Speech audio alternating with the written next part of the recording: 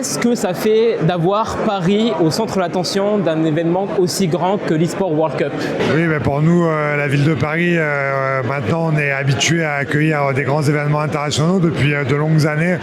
C'est vrai que je pense qu'on a développé une expertise, un savoir-faire, une capacité de travail, d'accueil et d'organisation assez efficace, et dans le contexte et l'opportunité qui était l'accueil de ces championnats du monde de e-sport, je crois que Paris et en général la France a su s'organiser pour accueillir dans les meilleures conditions, dans un délai assez contraint, cet événement majeur pour le e-sport, qui est aussi la suite et la continuité à la fois évidemment des grands événements comme la Coupe du Monde de rugby, les Jeux Olympiques et Paralympiques, mais aussi tout ce qu'on a su faire dans l'e-sport autour de League of Legends, de Valorant, et tous les autres finales de championnat du monde qu'on a pu accueillir.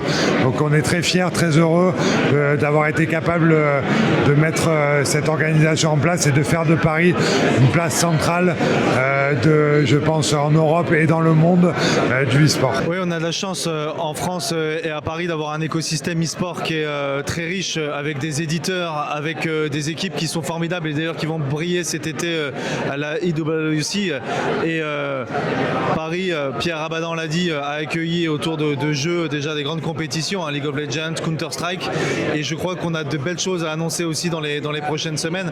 En tout cas, Paris est une des capitales, sinon la capitale de l'e-sport, et surtout cette capacité de pouvoir en quelques semaines seulement accueillir une compétition avec des hébergements qui savent répondre présent, avec des capacités d'organisation qui répondent présentes, avec aussi des prix qui sont relativement abordables par rapport à d'autres grandes villes du monde ou d'autres grands pays du monde.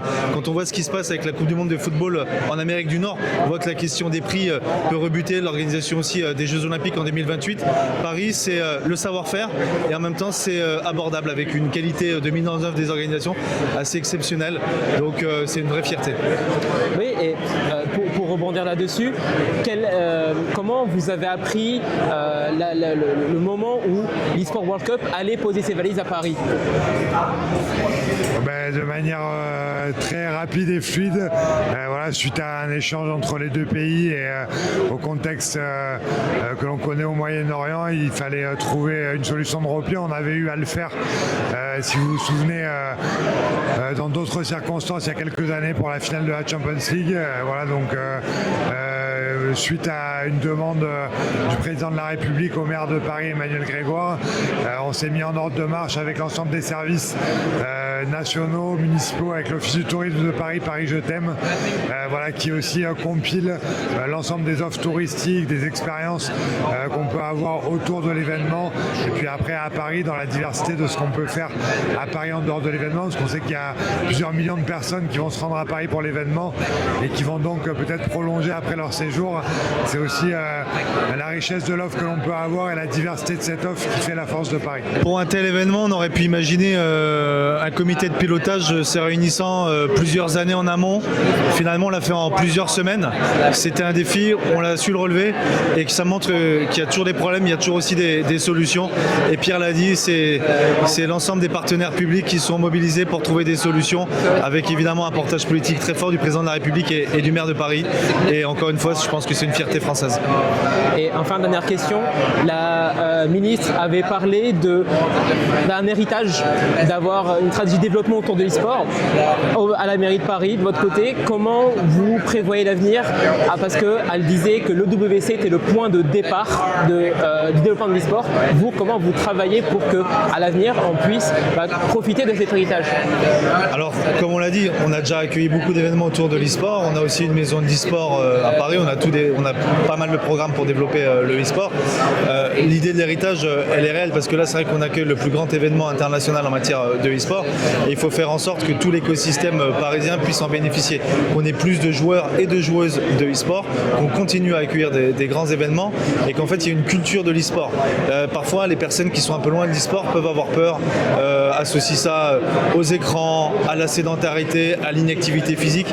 Je pense qu'on a énormément d'études et de retours d'expérience qui nous montrent que le développement de l'e-sport ne se fait pas au détriment du sport. Bien au contraire, c'est extrêmement complémentaire, mais c'est aussi bénéfique pour l'activité économique de la ville en matière de création d'emplois, en matière d'activité pour tous les âges et notamment pour les jeunes, pour avoir des événements dans nos quartiers populaires Et je le pense aussi, et ça fait partie pour moi des principaux leviers de l'héritage suite à cet été, c'est de multiplier les ponts entre le monde du sport parisien et le monde de l'e-sport. Oui, peut-être pour compléter là-dessus, c'est, vous l'avez dit dans votre question, aussi une opportunité pour nous, comme on l'a eu fait avant le WC, de continuer à accueillir des événements d'e-sport de grande ampleur, qui soient des championnats du monde ou des finales d'éditeurs ou de jeux spécifiques. Voilà, et ça doit servir d'écosystème que l'on souhaite développer et faire en sorte que Paris soit une terre d'attractivité aussi par sa capacité à accueillir des grands événements, qu'ils soient sportifs ou autres, ou qu'ils soient e-sportifs en premier lieu. Donc voilà, il y a aussi une continuité dans notre stratégie d'attractivité du territoire et une capacité à accueillir des grands événements dans les meilleures conditions pour ceux qui vont venir jouer, les plusieurs milliers de, je crois, 2000 joueurs qui vont se rendre à Paris, pour tous ceux qui vont venir assister aussi à ça, et puis donner à ceux qui vont suivre ça en ligne de venir à Paris à vivre une expérience unique. Voilà, et donc ils pourront retrouver tous les détails à l'Office du tourisme Paris Je t'aime.